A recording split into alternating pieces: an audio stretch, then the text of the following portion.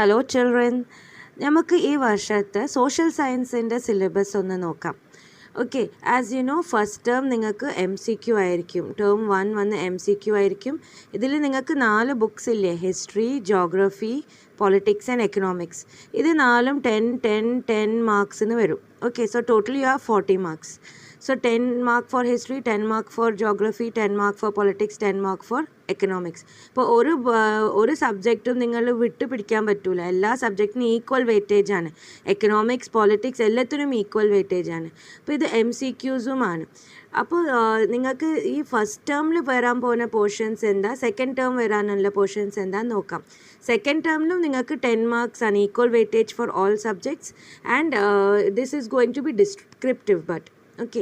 അപ്പോൾ നമുക്ക് ഈ ടേം വൈസ് നിങ്ങളുടെ സിലബസും പിന്നെ നിങ്ങളുടെ ഡിലീറ്റഡ് പോർഷൻസ് എന്തൊക്കെയാണെന്നൊന്ന് നോക്കാം. So I suggest all of you take your text books, ആ ഇൻഡെക്സ് പേജ് ഓപ്പൺ ചെയ്ത് കണ്ടൻസിൻ്റെ പേജ് ഓപ്പൺ ചെയ്ത് വെക്കാം. എന്നിട്ട് ഡയറക്റ്റ്ലി മാർക്ക് ചെയ്ത് വെക്കാം, ഏതാ ഡിലീറ്റഡ് പോർഷൻസ്, ഏതാ പോർഷൻസ് ഉള്ളതെന്നൊക്കെ ആ കണ്ടൻസ് പേജിൽ തന്നെ മാർക്ക് ചെയ്ത് വെച്ചാൽ മതി. Okay, so first let us begin with history. Okay, so all of you take your history textbook and open the contents page. Okay, ഇതിൽ നിങ്ങൾ നോക്കുകയാണെങ്കിൽ ഹിസ്റ്ററിയിൽ നിങ്ങൾക്ക് കാര്യമായിട്ട് പഠിക്കാനുള്ള ഈ 2 ചാപ്റ്റേഴ്സ് ഉള്ളൂ, നാഷണലിസം ഇൻ യൂറോപ്പ് പിന്നെ നാഷണലിസം ഇൻ ഇന്ത്യ. ഓക്കെ, അപ്പോൾ ഈ 2 ചാപ്റ്റേഴ്സിൽ ഈ nationalism in Europe is going to come for first term, nationalism in India is going to come for second term. Okay, അപ്പോൾ ഫസ്റ്റ് ടേമിൽ MCQ based questions only from nationalism in Europe.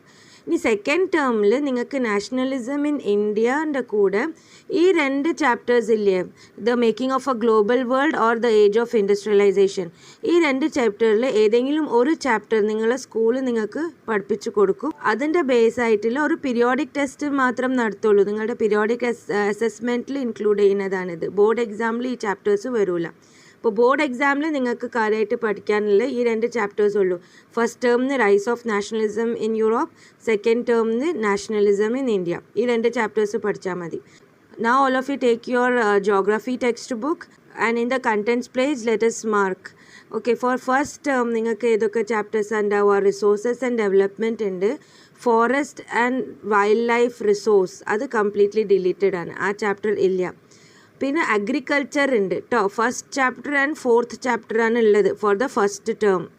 First ടേമിൽ ഈ 2 chapters അല്ലേ. പക്ഷേ ഈ chapter water resources വന്ന് deleted അല്ല, അത് നിങ്ങൾക്ക് ഫസ്റ്റ് ടേമിൻ്റെ പീരിയോഡിക് അസസ്മെൻറ്റിൽ യൂസ് ചെയ്യും. അപ്പോൾ ടീച്ചേഴ്സ് അതിനെ ബേസ്ഡുള്ള ക്വസ്റ്റ്യൻസ് പീരിയോഡിക് ടെസ്റ്റിൽ തരും. പക്ഷേ അത് ബോർഡ് എക്സാമിൽ വരില്ല, നിങ്ങൾക്ക് MCQ ക്വസ്റ്റ്യൻ ആയിട്ട് ബോർഡ് എക്സാമിൽ വരില്ല.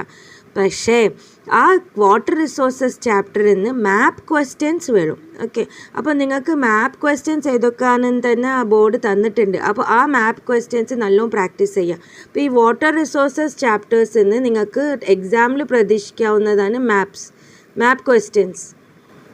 ഇനി സെക്കൻഡ് ടേം നോക്കുകയാണെങ്കിൽ you have from here minerals and energy resources, manufacturing industries, life lines of national economy. ഇപ്പോൾ മാനുഫാക്ചറിങ് ഇൻഡസ്ട്രീസും life lines of national economy ഉണ്ട്, അത് നിങ്ങൾക്ക് സെക്കൻഡ് ടേമിൽ വരും. ബട്ട് ദെൻ ഈ മിനറൽസ് ആൻഡ് എനർജി റിസോഴ്സസ് അത് നേരത്തെ വാട്ടർ റിസോഴ്സസിനെ കൊണ്ട് പറഞ്ഞ പോലെ തന്നെ പീരിയോഡിക് അസസ്മെൻറ്റിൽ ഇൻക്ലൂഡഡ് ആണ്. പിന്നെ മാപ്പ് വർക്ക് വരാൻ സാധ്യതയുണ്ട്. ഓക്കെ, മാപ്പ് വർക്ക് ഇതിന്ന് വരും. അപ്പോൾ ഈ മാപ്പ് വർക്ക് എന്താണ് നിങ്ങൾ പേടിക്കേണ്ട, അതും ക്ലിയർ ആയിട്ട് തന്നിട്ടുണ്ട്, അതൊന്ന് നോക്കാം. See children, these are the map work from the first chapter. Okay, അപ്പോൾ റിസോഴ്സസ് ആൻഡ് ഡെവലപ്മെൻറ്റിൽ വരും മാപ്പ് വർക്ക്. ആൻഡ് വാട്ടർ റിസോഴ്സസിൽ ഏതൊക്കെ മാപ്പ് വർക്ക് ഉള്ളതെന്ന് ക്ലിയർ ആയിട്ട് തന്നിട്ടുണ്ട്. അപ്പോൾ വാട്ടർ റിസോഴ്സസിന് മാപ്പ് വർക്ക് നിങ്ങൾക്ക് ഈ തന്ന ഭാഗം മാത്രം പ്രാക്ടീസ് ചെയ്താൽ മതി. പിന്നെ അഗ്രികൾച്ചറിൻ്റെയും മാപ്പ് വർക്ക് ഉണ്ട്. അതേപോലെ സെക്കൻഡ് ടേമിൻ്റെ മാപ്പ് വർക്കും CBSE വെബ്സൈറ്റിൽ ക്ലിയർ ആയിട്ട് തരുന്നുണ്ട്. Okay, this is the second term map work. Second ടേമിൽ നിങ്ങൾക്ക് മാപ്പ് വർക്ക് ജോഗ്രഫി മാത്രമല്ല ഹിസ്റ്ററീൻ്റെ മാപ്പ് വർക്കും ഉണ്ട്. അപ്പോൾ ഇത് മാത്രം ഇതിൽ തന്ന മാപ്പ് വർക്ക് ഫുള്ളൊന്ന് പ്രാക്ടീസ് ചെയ്ത് വെച്ചാൽ മതി. ഓക്കെ, ചാപ്റ്റർ 2 നാഷണലിസം ഇൻ ഇന്ത്യൻ്റെ മാപ്പ് വർക്കാണിത്. അതേപോലെ ജോഗ്രഫീൻ്റെ മാപ്പ് വർക്കും ഉണ്ട്. ഓക്കെ, ജോഗ്രഫീൻ്റെ മാപ്പ് വർക്കിൽ ഈ ഫസ്റ്റ് വന്ന chapter minerals and energy resource is only for map work and periodic test. അത് എക്സാമിൽ ക്വസ്റ്റ്യൻ വരില്ല. പിന്നെ മാനുഫാക്ചറിങ് ഇൻഡസ്ട്രീസിൻ്റെ മാപ്പ് വർക്ക് ഉണ്ട്, അത് ചാപ്റ്ററും ഉണ്ട് മാപ്പ് വർക്കും ഉണ്ട്. അതേപോലെ ലൈഫ് ലൈൻസ് ഓഫ് നാഷണൽ എക്കോണമീൻ്റെയും മാപ്പ് വർക്ക് ഉണ്ട്. അപ്പോൾ I hope all the map work is clear to you. History and geography portions for first term and second term is also clear. Now let us consider politics. So all of you take your politics textbook and open the contents page. Let us see the portion for first term. First term nu vannu power sharing ഉണ്ട്, federalism ഉണ്ട്. Okay, ഈ 3 and chapter 4 is deleted. Okay, ഇപ്പോൾ first ടേമിൽ നിങ്ങൾക്ക് ഈ 2 chapters ഉള്ളൂ, power sharing and federalism. Second ടേമിന് നിങ്ങൾക്ക് ചാപ്റ്റേഴ്സ് ഉള്ളത് political parties and outcomes of democracy. ഈ 2 ചാപ്റ്റേഴ്സ് ഉള്ളൂ. This chapter 5 popular struggles and movements and challenges to democracy is deleted.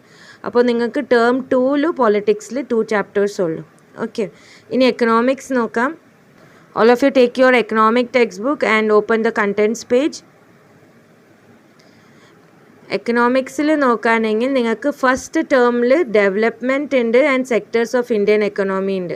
Okay, these 2 chapters are there for the first term MCQ questions. Okay, and money and credit ഉണ്ട്, globalization and the Indian economy ഉണ്ട്. This is for the second term. ഇത് 2 second ടേമിൻ്റെ ചാപ്റ്റേഴ്സാണ്. അപ്പോൾ നിങ്ങൾ വിചാരിക്കേണ്ട ഈ consumer rights ഒരു deleted ചാപ്റ്ററാണ്. ഇത് ഒരിക്കലും നിങ്ങൾ എക്സാമിൽ വരാൻ പോകണില്ല. ബട്ട് ദെൻ നിങ്ങൾക്കൊരു അസൈൻമെൻറ്റ് ഇതിന് കിട്ടും, ഒരു പ്രൊജക്റ്റ് വർക്ക് ആയിരിക്കും.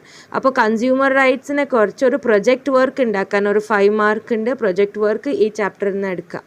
ഓക്കെ, അപ്പോൾ നിങ്ങളുടെ എക്കണോമിക്സിൻ്റെ term 1 and term 2 is also clear now. So children, for term 1 you have total 7 chapters. History 1 chapter, geography 2 chapters, politics 2 chapters, economics 2 chapters. അപ്പോൾ 40 മാർക്കിന് you have to prepare for 7 chapters. എല്ലാ സബ്ജക്ട്സിനും 10 marks ആണ് കേട്ടോ. അപ്പോൾ equal weightage ആണ്. History ആവട്ടെ, geography, politics, economics എല്ലാത്തിനും 10 മാർക്സ് ഉണ്ട്. അപ്പോൾ നല്ല ഡീറ്റെയിൽ ആയിട്ട് ടെക്സ്റ്റ് ബുക്ക് റീഡ് ചെയ്തിട്ട് ഇപ്പം തന്നെ കുറേ 1 മാർക്ക് ക്വസ്റ്റ്യൻസ് ഇങ്ങനെ ശേഖരിച്ച് ഒരു ബുക്കിൽ നോട്ട് ഡൗൺ ചെയ്ത് വെച്ചോളി. എക്സാമിൻ്റെ മുന്നേ അതൊന്ന് റീഡ് ചെയ്ത് പോയാൽ മതിയാവും. ഈ ഫസ്റ്റ് ടേമിൽ വരുന്ന ചാപ്റ്റേഴ്സിൻ്റെ എല്ലാം വീഡിയോസ് എൻ്റെ ചാനലിൽ അപ്ലോഡഡ് ആണ്.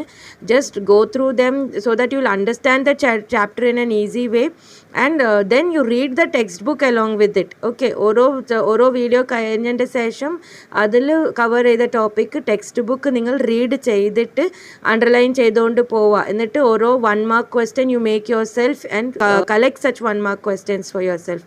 That is how is the best way to prepare for your MCQs. Term 2 again you have only 7 chapters.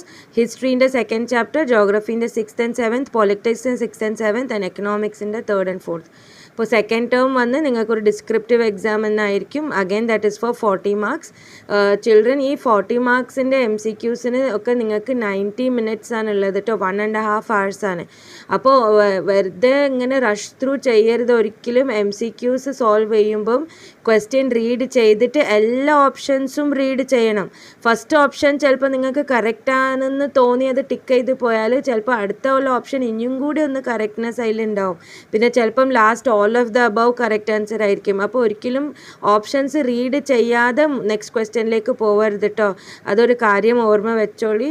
MCQs solve ചെയ്യുമ്പം ഒരു ക്വസ്റ്റ്യൻ റീഡ് ചെയ്തിട്ട് എല്ലാ options of the answer you read. 1.5 hours time ഉണ്ട്. 40 marks means 40 questions are going to be there. Easily നിങ്ങൾക്ക് ചെയ്യാൻ പറ്റാവുന്നത് തന്നെ ആവും. Okay children, all the best.